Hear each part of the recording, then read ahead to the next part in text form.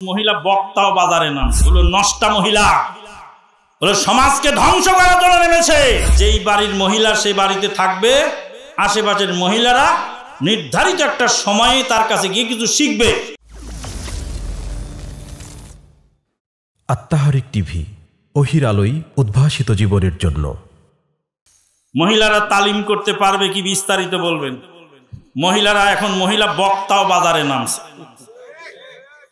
হলো নষ্টা মহিলা, হলো সমাজকে ধ্বংস করার জন্য নেমেছে।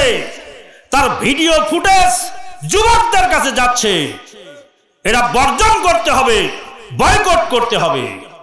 মহিলা যদি কোনো এলাকায় তালিম করতে চায়, তাহলে যেই বাড়ির মহিলা সেই বাড়িতে থাকবে, আশেপাশের মহিলারা নির্ধারিত একটা সময়ে তার কাছে গিয়ে কিছু শিখবে।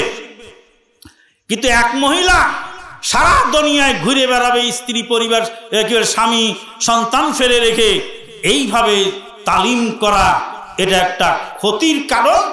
আর অধিকাংশ মহিলারা যারা তালিম করছে, তারা এই সমস্ত সমাজে বেদাত ছড়াচ্ছে। আমার মামাকে লাশ নিয়ে আসা হলো থেকে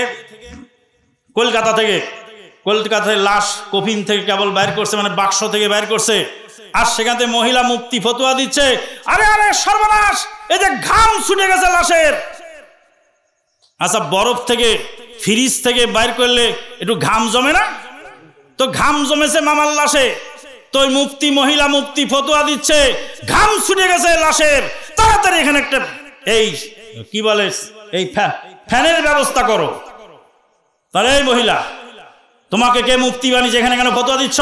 আপনাকে বলে, আমি কে তুই চিনিস না? আমি তোর দাদা, আমি তোর দাদির বিয়ে পড়াইছি, তারপরে তুই দুনিয়াতে আসছিস, তারপরে আবার আমারে বলিস আমি কে? তার মানে আজকে এই সমস্ত মহিলারা আমাদের মা বোনদেরকে ধ্বংস করে ছাড়ছে। এ ব্যাপারে আপনারা সজাগ থাকবেন।